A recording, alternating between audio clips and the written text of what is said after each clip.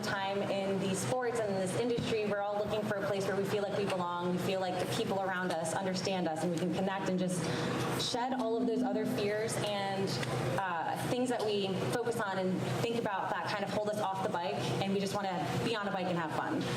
All of these women here on stage do a really amazing job in their own communities of building community, empowering other women, and just enhancing the sport of cycling. So Brooke, starting off with you, what does community mean to you? Well, community is really important, and that's one of the reasons I show up to events like this. It feels good to be surrounded by folks who are creating welcoming and safe spaces, and who you feel like you have something that you connect, that you have the opportunity to be able to connect. And so that's really important to me. And that's why it's really important I find that in the mountain biking community, but like in all these little subsets that happen in the mountain biking community. Okay, so community to me is making sure that nobody's left on the sidelines and making sure that we're all included. And I think my passion is just trying to make sure that I pay it forward because someone did that for me, and just trying to keep that ball rolling and moving the needle a little further ahead in the way of breaking barriers. Yeah, I think to piggyback on that, we've all gone on group rides where maybe we didn't feel included, or you got dropped, or you show up and you're the only woman or the only fat person. And so to me, there's a really big difference between a group and a community. And I would encourage all of us to create community. And what that means to me is like, we care about the well-being of each other. So whether that's waiting for each other, or, hey, do you have enough snacks? Like, I want you to have a good day, so we're gonna take care of each other. And that's really everything, because like, I started doing this work because I felt left out. Like from the age of like 5, I always knew that I was the bigger kid. You know, I was never picked for the kickball team or the softball team or the basketball team. And I realized like I found my power in biking, and there's a lot of us that have always felt othered, but if we all come together, it's great. I really like what Marley said about taking care of each other. You think of, when you're trying to think of distinct characteristics between just gathering as a group and gathering as a community, I got to see that even on my group ride today. It was not about how hard anybody was pushing, but really about like, oh, did you take that sip of water? Like, am I sweating, or is or just going through a rain cloud? Like, but reminding each other to drink, reminding each other to eat, reminding each other to push when you do see that in someone, when you do see that they can push, and also like giving them an opportunity to just do whatever the hell they want to do. And so that is part of the community, that community aspect that I like, that looks a little bit different when you just come together as a group. Like, we're taking care of each other. I think to add on to what these women are saying is that being a part of a community is that sense of belonging, feeling like you're seeing yourself reflected in the people around you. And I think a large part of that also has to do with the language that we use and how we talk to each other. And especially in a sport like cycling and mountain biking, there's so many things that people say that you might not understand, how people talk about other people that they might not understand, or even the trails and riding. And so for all of you, how does language come into the work that you're doing and the communities that you're in and operating in? So you might have noticed in my intro from Alyssa, she used the word fat adventure cyclist. I'm very intentional with that word. It took me a long time to come to that word because I've been a bigger person my whole life, and fat was always a bad thing. It was like, oh, I don't want to be fat. I need to lose weight. I need to, change my body. And by fully accepting that's who I am, and that is my body, it gives me a lot of power. I also identify as a queer woman, so it's similar, taking that word back, and words only have the power that we give them. caution you, don't go calling your larger bodied friends fat, because we're not all there yet. And that's okay. Like, we're all on our own journey. So whenever I talk about other people in larger bodies, that's the word I use. People in larger bodies, or person in a larger body. But for myself, you guys are welcome to call me fat. I'm fine with that. I fully acknowledge it. And it's just like I was blonde. I don't even know what color my hair is now. But like, I'm fat too. I'm fat. I'm Jewish. Like, I'm queer. Those are just identifiers, and they have no power unless we give them that power.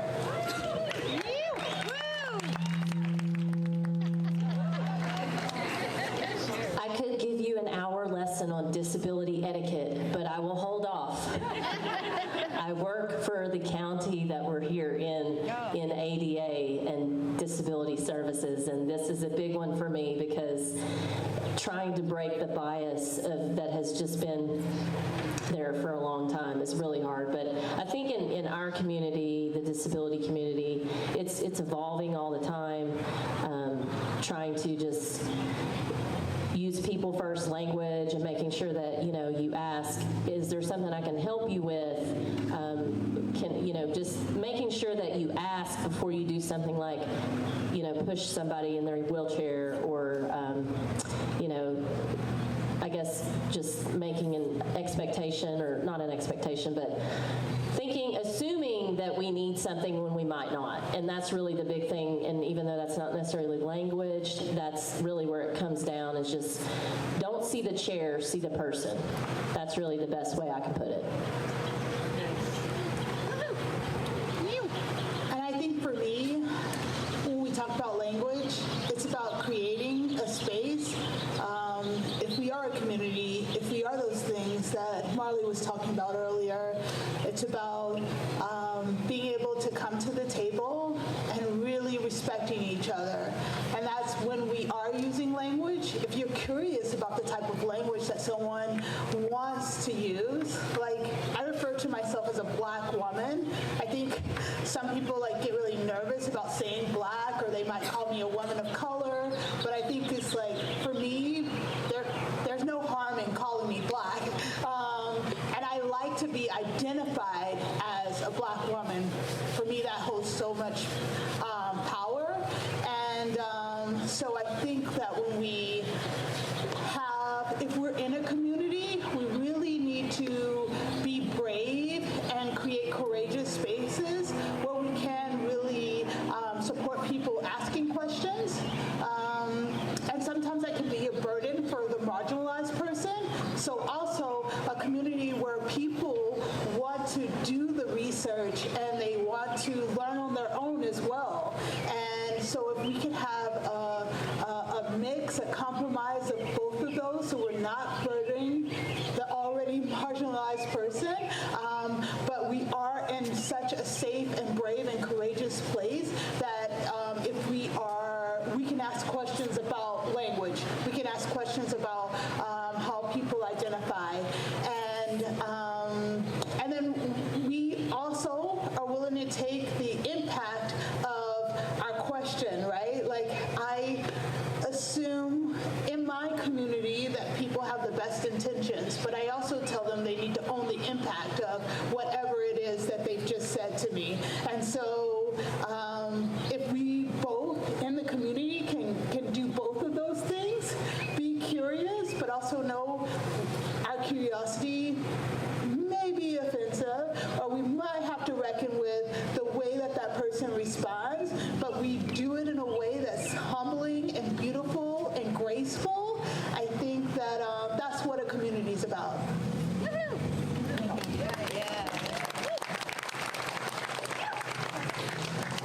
I think, shifting gears just a little bit, I'd love to understand, and I think the audience would too, about all of your journeys into the sport of cycling, into wanting to build community. Because I think there is a difference between wanting to be a part of it and wanting to start your own space. And I think for at least my experience living in the Front Range of Colorado, there's tons of cycling groups to join, tons of women's groups to join, but it's been really hard to find a space for BIPOC women and women of color to join. And so being being a part of some of the groups that Brooke has started helped me get into that space where I'm like, oh, there are people like me that bike. There are people that are in this community that I can have. And I think sometimes it takes creating your own space and being that community builder. So what was this journey like for all of you getting into cycling, finding the niches of the sports, that like the little nooks and crannies that you all got into and that you started to love, and how has that impacted you in the sport that you're in now?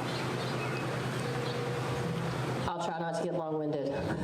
But so I'm 20 years post-injury this summer, and I was injured working as a wildland firefighter for the Park Service. So my heart belongs in the woods.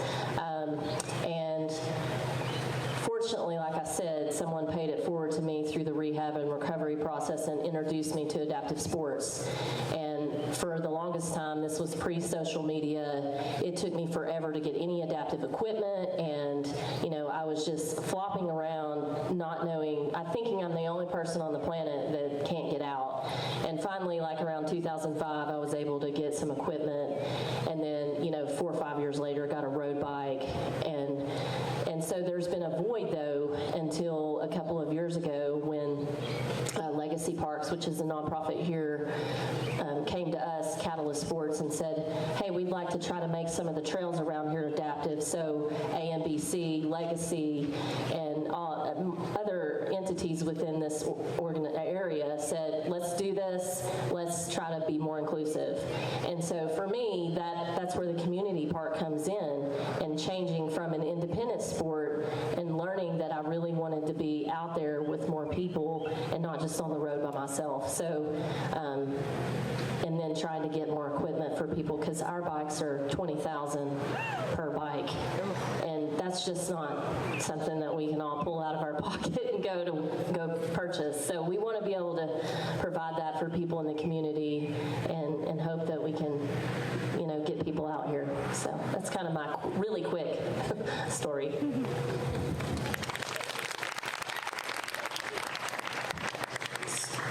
I started riding as a commuter in Seattle, riding to and from work, and then I got into bike packing, or just kind of bike touring, and didn't have a raincoat, didn't have rain pants, didn't have a set of chamois that fit me. Is that how you say it, set of chamois?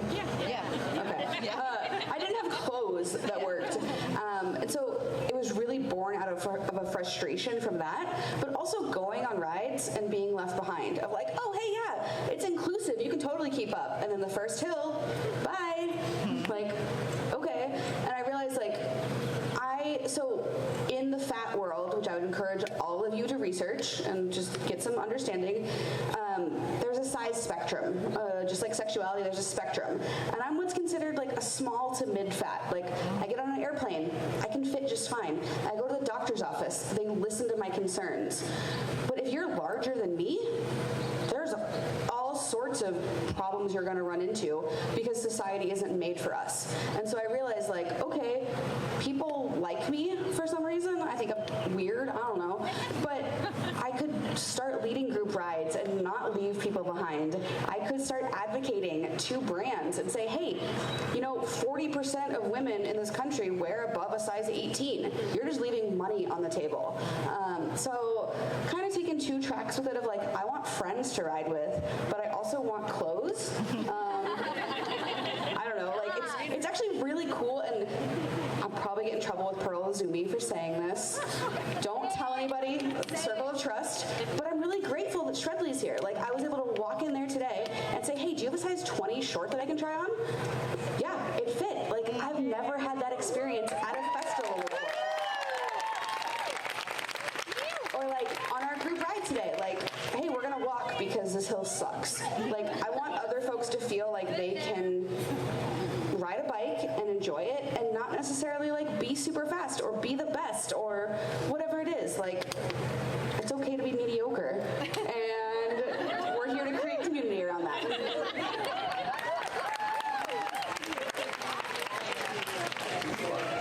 I think Alyssa alluded to this. I don't know anybody who lives in Colorado.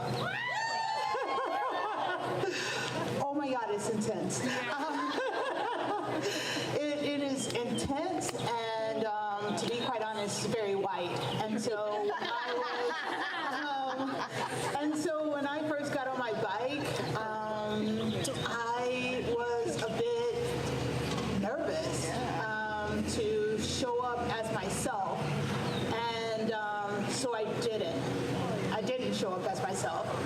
showed up as the white women who I was riding with. I showed up as the men that I was riding with. I pushed really, really hard on the days that I just really wanted to have fun and laugh. And I think there were a lot of times that I did not enjoy being on my bike because I couldn't show up as myself. And I decided that I was just going to, I was telling Alyssa today, I was telling her earlier today that the most beautiful thing that ever happened to me is to see someone else show up as themselves. And I was like, oh shit. Wait a minute, I'm gonna start showing up as myself. And I'm gonna start building a community of people that look like me, that wanna ride like me, in hopes that other people who don't look like me or other people who don't ride like me create communities that look like what they wanna see. And so I just, and that was the start of just building a community of women of color, mainly black women, who can just show up at the start line or the group line looking like whatever they want to be. I mean, all the time I show up to a ride and they're like, what the hell? This lady's got lipstick on, she's got hair done, she's got nails done, she's got on a freaking outfit. And that's the way I like to show up. Because that's the way I've seen women in my community show up. FloJo showed up that way. She's a beautiful black woman who is my hero. And she's the reason that I ran track. Because I knew black women did that and I can do that too. And so I showed up like her. And when I started really being my authentic self in the biking world, I didn't hold my head down anymore. I really just kind of showed up because I had community that really respected me and really respected what I was doing, and really accepted me. Whenever I showed up and I was the only girl with all the boys, I did not give a fuck that I showed up in my outfit. I did not give a fuck that I showed up in my lipstick. And when I showed up with a group of female athletes that were raging on their bikes and had these beautiful athletic bodies, I did not see my body as anything less. I saw my body still as beautiful, and I rode with them, and I was able to be myself. And so, yeah.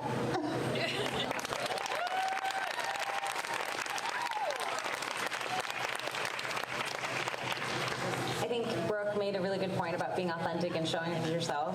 And so for both of you, what tips do you have for everyone in the audience and everyone listening for how they can show up? And that's showing up as a part of a community, as an ally, as maybe a leader or someone who's also trying to build community.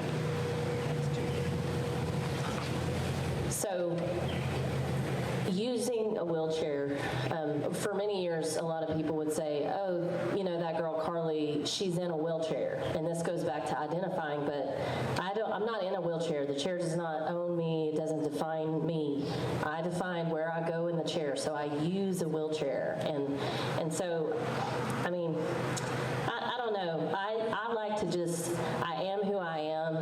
I have no problems infiltrating into crowds of people, but I've been doing this a really long time, and I'm very sure that there's people that have not, that have shrunk in their world. So the world shrinks around you when you have something catastrophic happen, and you go to the grocery store and you're at the eye level of a child and you can't reach something. And so all of a sudden you just want to go under the ramp right there in that little space and hide. And I say be bold, take that step forward, that roll forward, and where you're talking about kind of getting into the community, you've got to take the step to get there. If you don't really know how you're going to fit in, find somewhere that you can volunteer. So at Catalyst, we love our volunteers. We would not function without them. They are the lifeblood of the program. And so that's a great place to start. If you can't really volunteer, maybe you can be a participant. So, your programs that you have, we do kayaking too, and we had a lovely woman of color named Cheryl who opened my eyes to something because she said, well, we need to do the kayaking just for black people because we don't grow up around water. And I was like, wow, I never even thought about that. So just kind of being more open to participating in something that, you may not have thought you wanted to do. So something I didn't think I wanted to do was like skydive. I just don't really have a desire. And I've been asked multiple times, so I finally was like, okay, I'll maybe tandem, maybe. So it's just putting yourself out there, taking that little leap. And I think that's really a huge part of getting involved in the community, knowing, okay, I'm going to wake up, and in 5 seconds, I'm going to count to 5, and I'm going to do this. So I'm going to count to 5, and I'm going to call someone and say, I'd like to come to your event. So pick up the phone and call them. I tell my 16-year-old all the time, don't text, call them. I had a talk with Sunshine. I don't think she's still here anymore. She had to leave. But we said, yeah, our kids won't do that. Just make that little step. I'll stop talking now. Please don't. This is great. I don't love this question, I'm not going to lie, because it's really hard when you don't feel like you belong somewhere to just show up.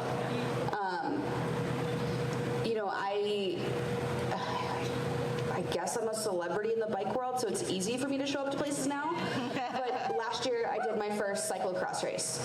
And if you've ever done cyclocross, it is hard as shit. And I usually get lapped 3 or 4 times. And it's hard to show up there every week knowing I'm going to get it last. And there's going to be people trying to go around me. So I'd say find a good friend, find an ally who will go to that with you, who will ride at your pace with you, but also know what your limits are and know when it's not the group for you. Not everywhere is a space that wants us, and that's their loss, honestly. So, this probably isn't the best advice, but I'm just done hanging out with groups that don't want me there. If you're gonna drop me, I'm not going on your ride anymore. And then, I don't know, if you want help learning how to start a ride, there are people, myself included, who will help you learn how to lead a ride. You can start your own community and get your friends there. But I would say don't shrink yourself, just like Alyssa and Brooke were saying. Don't try and fit yourself into a mold where you don't feel comfortable, because life is too short to do that, and you deserve to be your full self all the goddamn time. So just talking about trying to get into these communities and ride specific, if you come from a smaller area and you don't really know where to start with Parks and Rec. Call and say what programs are available, and if there aren't any, be a pioneer and start one, even if it's 2-3 people, and make a Facebook group. It's that simple, because that's pretty much how Catalyst started. Was, hey, we think we want to start doing some climbing for people with disabilities.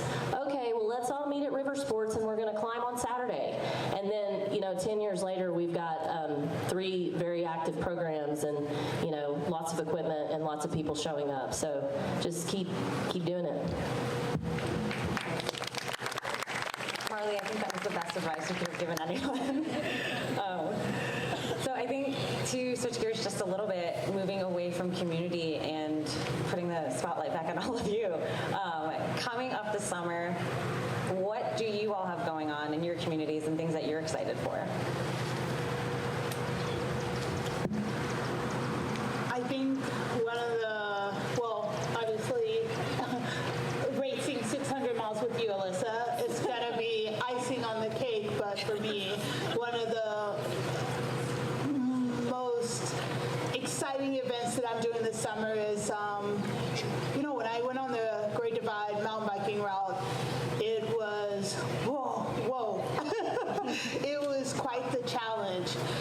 And I learned 2 things. One is all the resilience, all of the things that I've learned as I've been out in this world as a Black woman, right? Bringing all that on the trail, bringing all of that resilience, bringing everything that is in me onto the trail was so powerful, especially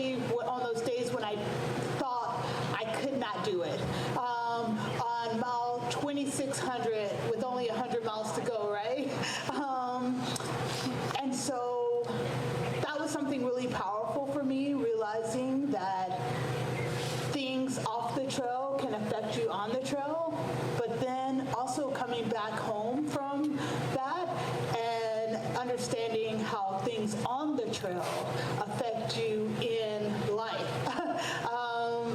There were so many times where there were tasks that I didn't think I could do, and I thought, oh my God, lady, you just rode 2,700 miles, 200,000 vertical feet. You can do this. You can make it through work today. You can make it through, I'm a registered nurse during the pandemic. Like, you can make it through all of these things.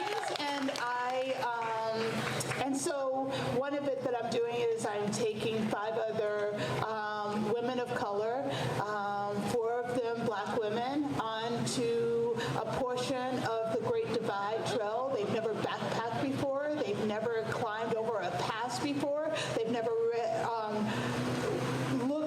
a map before. And so from beginning to end, we're planning this trip together. And I just want them to be able to have the same experience as me, an everyday, average, Black, thick woman coming out of their house and going on an adventure that's hard, but I do hard shit every day, just like they do hard shit every day, and letting them know that you can go over a pass, that you can go 60 miles a day, that representation of you is not out there, but is possible despite that. And so that is the most exciting thing I'm going to be doing this summer. Wow.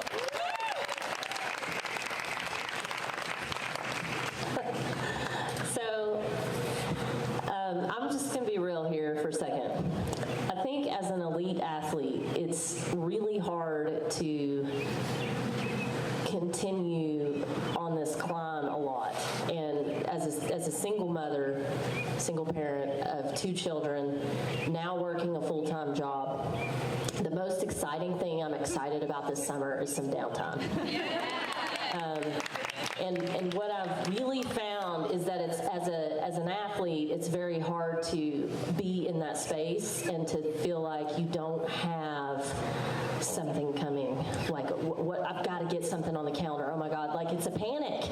But I do have. I'm even scared to say it because I'm afraid that it won't come to fruition. But I have gotten introduced to the world of ultra running. Not a runner anymore, but I do miss trail running, and so I'm hoping to do an ultra in one of the off-road chairs, which you can see at our Catalyst tent, and that's a personal goal for the fall. I just finished the Knoxville Marathon. I don't know how many times I've done it now. Catalyst itself, we have a very big social media push. Stay tuned. I'm not going to tell you what it is. You have to go to our Knoxville page to see what's happening, and I'm not allowed to reveal it until it comes out, but it's coming out next week. So I'm really stoked about that because that's something that we've worked towards, and now we're like really here. And then just trying to continue building our program. Our mountain biking program is very new. This is only our 2nd full season, so we're hoping to just continue to build that, to continue to create partnerships in our community and get more volunteers. It's really hard to find male volunteers for some reason. Maybe because, the hearts are here in the women, and I don't mean that selfishly or in the wrong way whatsoever, but we need men. We need to balance it out because that way we can have just more, everyone feels more welcome to come, and we want to keep it that way. So that's really the big things I've got going. I need to spend time with my kids, and that's just the raw truth. I feel like working has taken me down a slope of stress. So, Marley, take it away. Thanks, Carly. So our big project for the summer is to grow and scale All Bodies on Bikes. So you're going to see a film after this with me in it.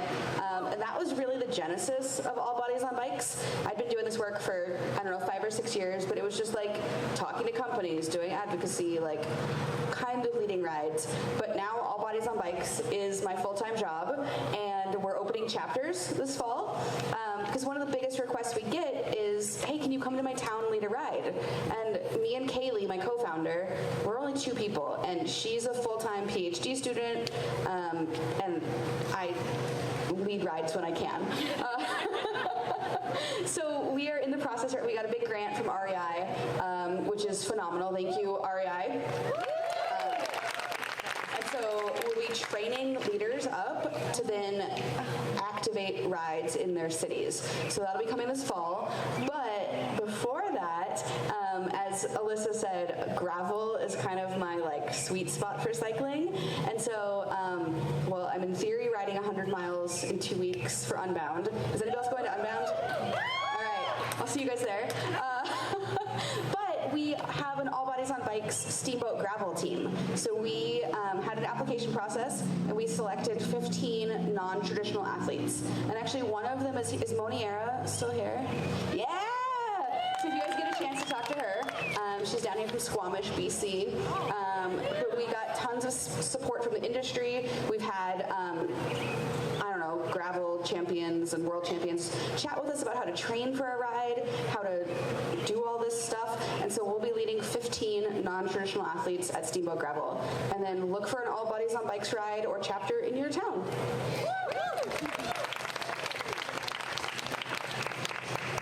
So focusing still on maybe things that we're excited about or maybe looking forward to with the work that all of you do and being in this cycling community, what is the future that you hope to see in this community? What are you hoping in 10 years from now? You're at a Run Fest, you're at a gravel event, you're at an ultra trail running event. What are you hoping to see in the future of the communities that you're in?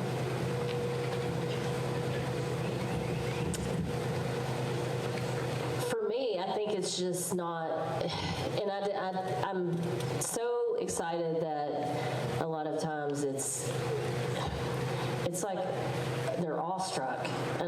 I just mean they're like, wow, you're riding a bike? Yes, I'm riding a bike. You're such an inspiration. I'm just me. I'm a person, and I'm trying to get out there and keep the hell moving, and keep moving as much as I can. And so my hope is really that, it does inspire people, but it's not just so crazy that, I have to stop and I don't know. It's just a weird thing when you've been, I'm sure you guys all have experienced it in your situations where it's like, I'm a normal person. I'm just trying to get by and do the very best I can. And I think that in 10 years, I want to see, all these gals out on bikes and guys, and it not be an oddity that you see a hand cycle on a trail, and keep growing that so that the bikes don't cost $20,000. I would echo that. Make it so that fat folks and people with different bodies feel welcome, can walk into a bike shop and find clothing, find a bike that fits them and is strong enough for them. I don't know if you guys know this, but bikes have weight limits. I broke a bike last week. The weight limit is often 200 pounds, and I weigh more than that. So I want stronger bikes, stronger components, bigger clothing, and I want it to just be a normal thing for a fat person to go ride a bike and not be like, oh, they're riding to lose weight, good for them. No, I'm riding because it's fun. And I don't want people to question it. I want people to feel confident in their bodies wherever they are. And I know we have a long road to get there, but I think we're all here this weekend doing it. And if we can just, put our little fingers into the community and tell your bike shop to carry a size 18 short or 24 or whatever, we'll get there. Real quick before I send it on, one more thing I hope to see in the future, and we're really working hard on that locally in our community, is more adaptive trails. Yeah. And it's not that much, it's easier to build it from the start, I think, than to try to go and adapt it. It's not that much harder to build it a little wider. It doesn't have to be 6 feet. We don't want a road. We still want the natural look. So keep that in mind. If you have questions, I'll be at the Catalyst tent. The same thing. And I'd add to that.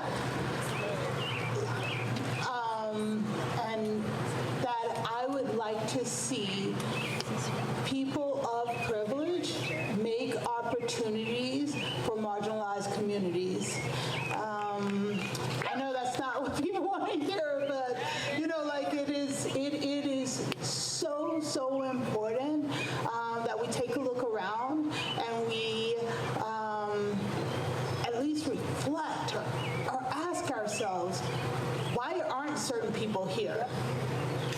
Why does our community look a certain way? And then, and it might not be because of something you did, or maybe it's built to look that way. And really ask yourself, what is the joy and the beauty of having our community look a little bit different? What is the joy and beauty of having more Black women in this crowd? What is the joy and the beauty of having more women of color in this crowd? More folks, more adaptive riders in this crowd. What does that look like? And so not only my hope of like, it's not strange for me to go on a bike ride in Colorado and someone stare at me because I'm a Black woman and they've never seen that before, and that's totally okay with me. That people stare, and I lead a high school mountain biking group that is juniors and seniors in high school, all white males, and I think it is absolutely beautiful that they have a Black woman who is leading them, taking direction from them, and that is shredding in front of them. Like, that is not going to be something that is different for them, and when they get out into the real world, it's not going to be different from them that they have been coached and led by a Black woman. And but so I just I want to see more of normalizing all of us being out there on the trail, but I want to see more folks of privilege supporting and breaking down barriers so that that is normal.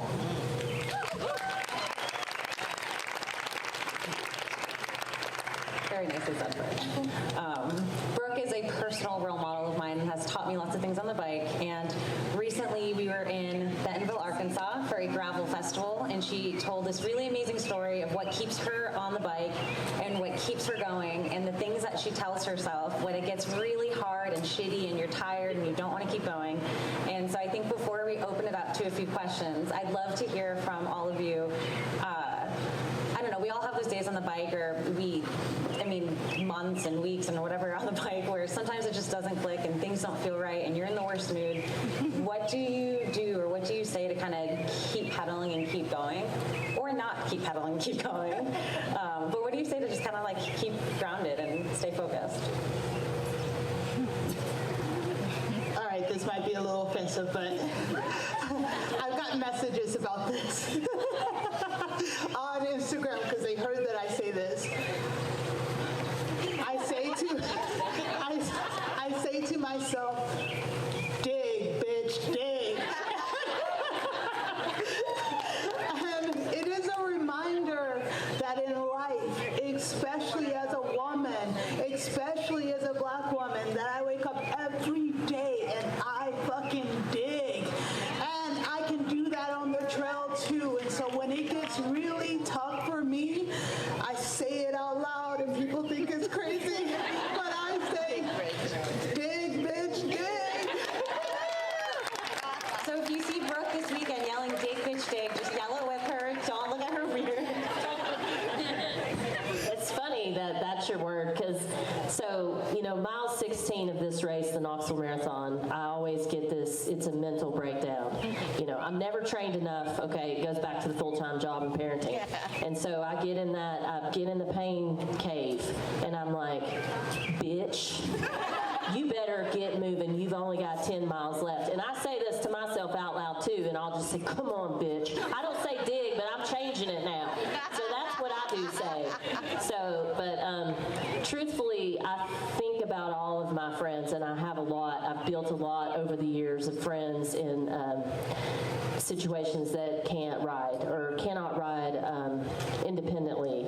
So I think about them on miles. I'll actually physically pick a person before the race and make sure that I remember them and think about them. And they get me from 16 to 26 or whatever the mileage is. And I think that's really important to think about that.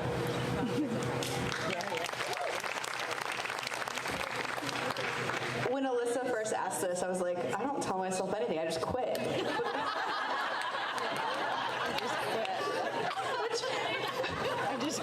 I mean, if you follow me on Instagram, I did that. I was in Mexico. I was trying to do the Cape Loop of the Baja Divide. It was so hard, and it was in the desert. So I just went to Cabo and partied for a week. Sometimes that's okay. Like, I'm not saying you should do that all the time, especially if you're like training and have a goal. But sometimes it's okay to quit.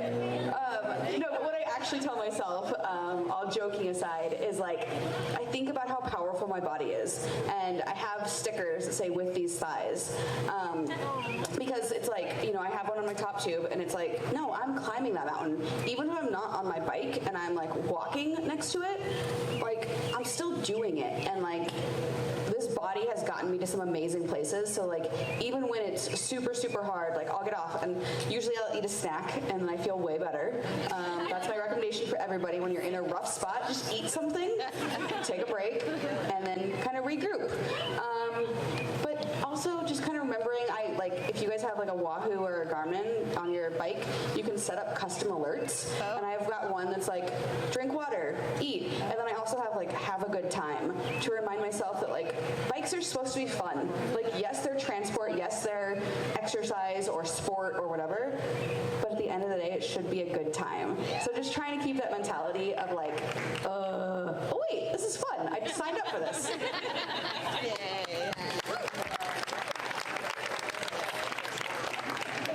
And I think to add on to what Marley said, even though I'm the one asking questions, I will also criticize.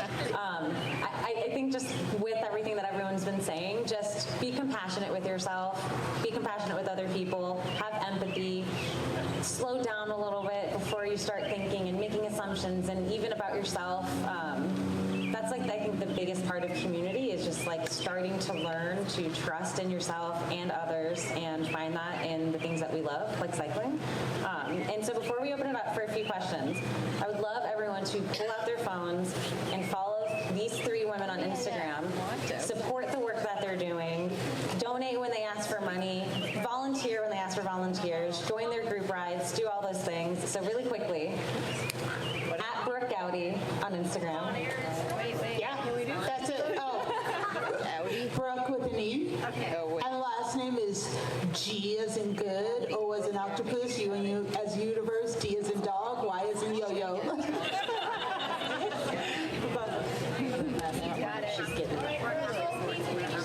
All right, so we've got a personal one, Marley Blonsky, which you'll get porta potty selfies and like, it's a little unfiltered. And then there's also the all bodies on bikes, which is on brand.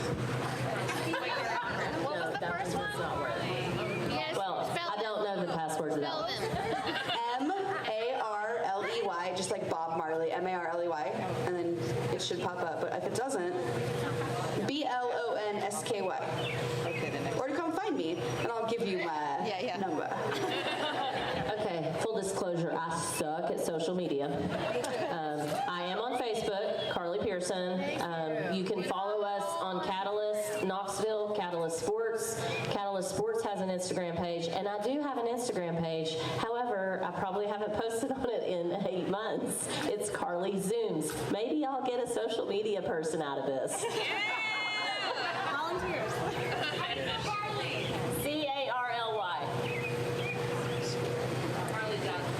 Carly.Zooms. And if anybody wants to manage it, go ahead. She's looking for a volunteer, or she'll pay you, I don't know, but minimal. So, does anyone have any questions? I can come to you, or you can come to me. Oh, okay. Let's meet halfway. Great.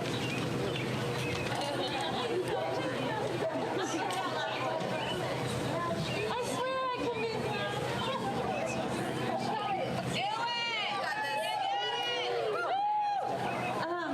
Well, I follow all of you on Instagram, and thanks for being you. I would like to know about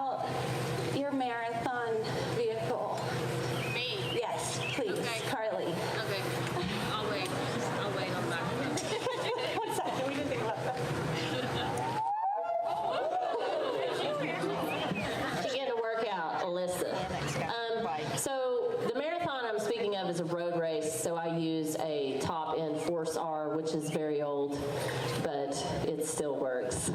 So it's a road bike, which is why I'm trying to also kind of get into, I love gravel.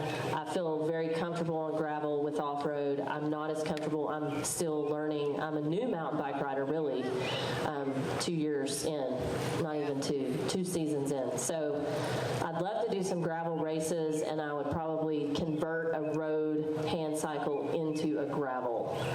So something that we have here I could use, but they're really, really heavy, and I would be looking for something much lighter. So that would be what I would do. Yes. So I'm pushing tandem. I'm cranking tandem, and it's got like 28 gears. It's basically just like an able-bodied bike, but everything's kind of reversed. So your gearing or your chain ring and everything is in the front, and then yeah. Sweet. We have a portable mic now, so anyone else who wants to ask a question.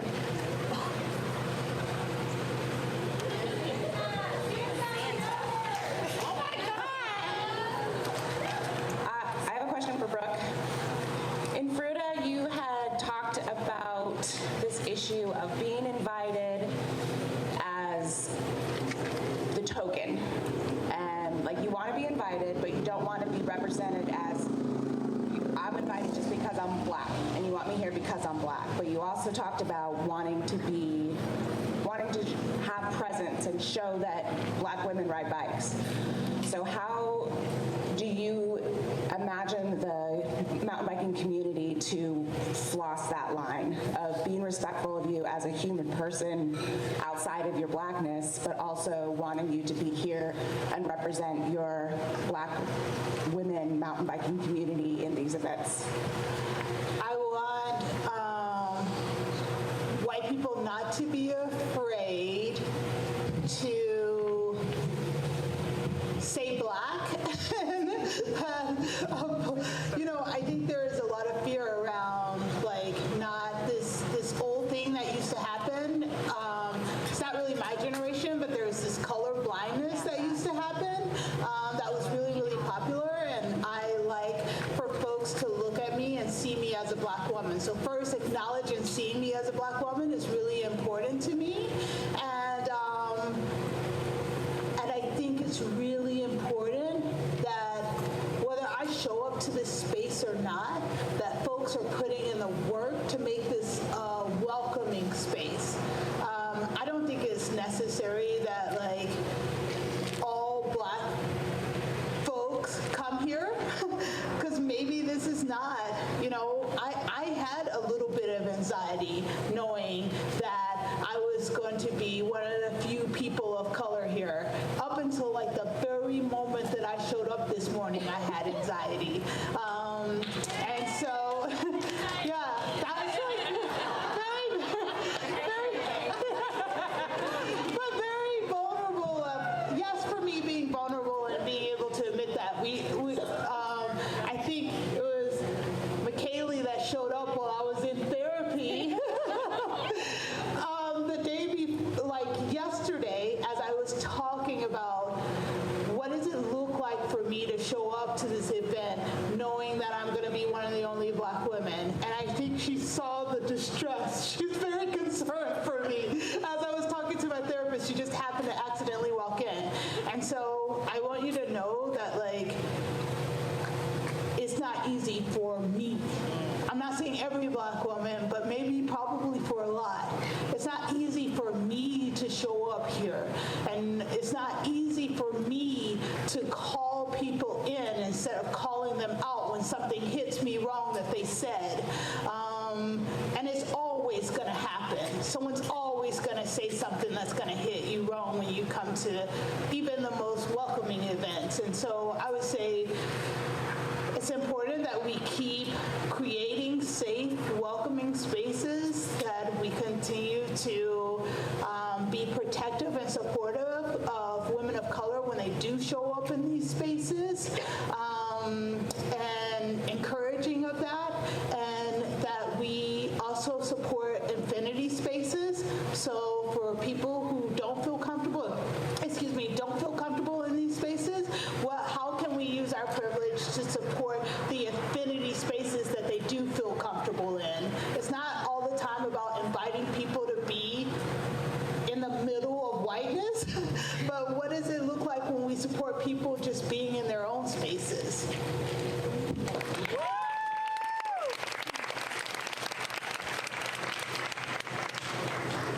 Question right up here in front. Oh. Okay. No?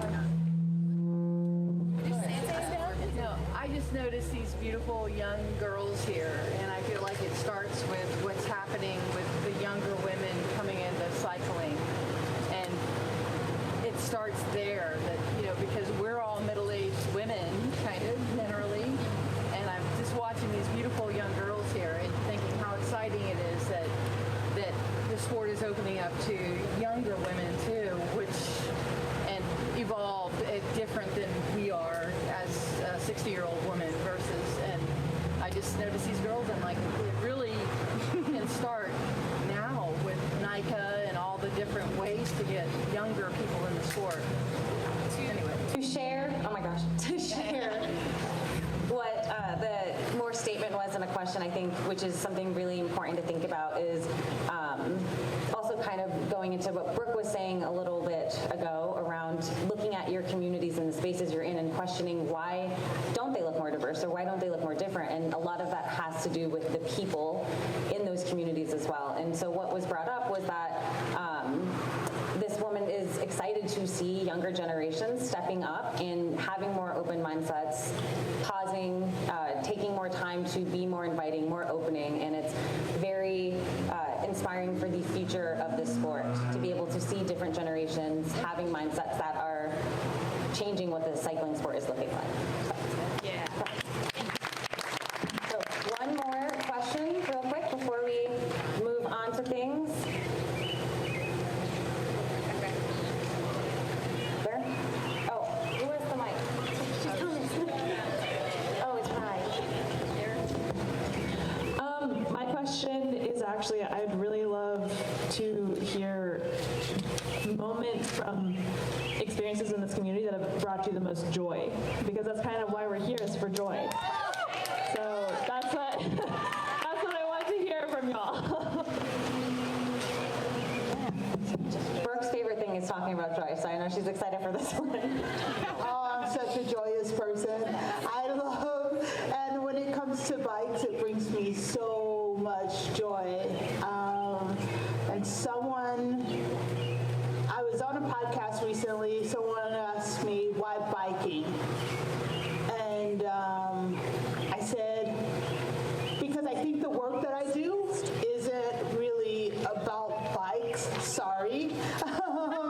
It's really about including folks. It's really about us digging deeper into social justice. It's really about us really thinking ethically and morally about spaces and who gets invited to spaces and who gets to sit at tables. And so I said I could have been a runner, I could have been a hiker, I could have done this work in so many ways, but I did it. But bikes bring me joy. They bring me so much happiness. I've been so many things on a bike. I've been exhausted. I have been in pain. I have been happy, but I have never, and this is really strange, and maybe this has happened to some of y'all, I've never been sad. I've gotten on my big bike because I was sad, but I've never gotten on a bike and been sad.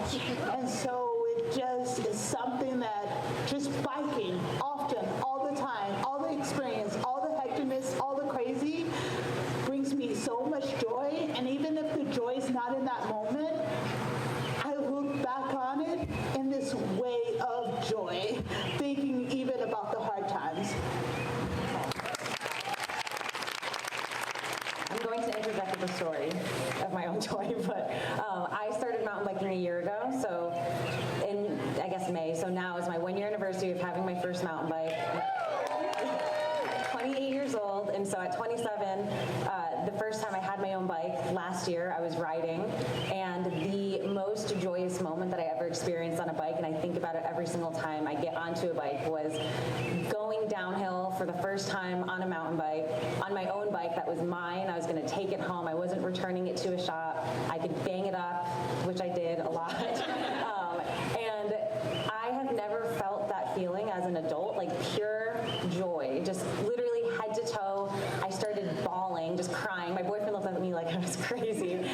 So I'm just sitting here going downhill, crying and also screaming because I was terrified. And that just replays into my mind over and over and over, the feeling of the gravel underneath me, like tears flying off my face, the wind on me, all of that stuff. And that is the feeling that I want absolutely every single person to experience in this world, whether it's biking to work or biking on trails here, jumping in the air, do whatever type of biking or sports that they like to do. And I think that's where that joy comes from and why we all do the work that we do and building these communities, and why Rome puts on festivals like this is so that we can all get little bits of that joy in different ways and then just continue to take that home with us and to the people that we care about. So. I mentioned about not wanting to be sidelined earlier in one of the comments or questions, and so a quick story, when we were building the Sharps Ridge Trail, which our adaptive group's going to go ride tomorrow, there was a moment that I remember. So we can all go on the Greenway, and that's cool, but as I said, I'm almost 20 years post-injury, and I think I haven't really had this feeling since I did when we were building that trail, and I was out there testing it, and I looked up and like I'm covered by the canopy of the trees, and I'm an introverted extrovert, so I really like my space and time, and so I looked up and I was by myself for the moment because the trail builders were on down, and I was like, shit, this is the first time I've really been like deep in the woods in 20 years. And it was, again, I didn't, because I was with a bunch of guys, but I was like, I'm about to cry, and I stopped myself. But it was just this moment of awesomeness. And then my other just pure joy is bringing it to the rest of the community so that they can feel that, and they can feel the freedom. They can leave their chair wherever the hell they want to leave it and get on a bike and go be with their peers and just forget all of the confines of what happens when you have a disability and having to manage that. So that's the joy that I experience, and I hope and pray that I get to continue to do that for a really long time. That's it. I love going, you guys can hear me. I love going last for this because I was just like running through moments in my head of like, But honestly, it was 2 times today that I'm going to bring up. The first was, so as soon as those 9 a.m. expo gates opened, I like ran to the Shredly tent because I've literally never been able to try on clothes at an event. And like to be able to try something on, which is like, and have it fit. Like I can put things on and have them come at my knees, but whatever. But like that's, and I hate it that it's like clothes bring me joy. But when you've forever been left out, like, did anybody else have to shop in the Husky section as a 10-year-old? The Husky boys section? It sucks. So like, there are still to this day very few stores that I can go into and actually try on clothes that I don't have to order from the internet. So that was joyful to me. And if you have never not been able to do that, I would encourage you to maybe think about what somebody else's experience is like when you go to a store and they don't have your size. And then the other one was we were on a trail and we did this one berm like 4 times and I could not get it. I was just like in my head, and finally we went to the very top and I was like feeling confident and I did it. And I was like, and like, you guys, it was a green trail, like not wild. And I get paid to ride my bike and I'm,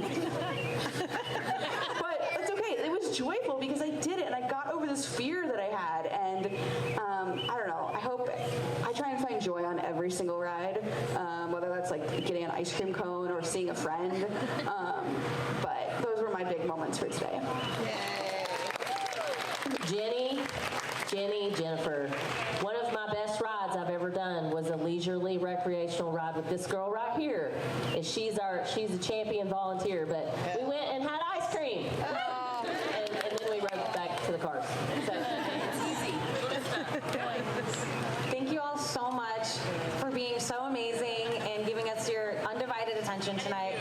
These three women will be here all weekend. Get on a ride with them, say hi, shake their hands, high five them, all of that lovely stuff. I think I'm passing the mic back to Ash, but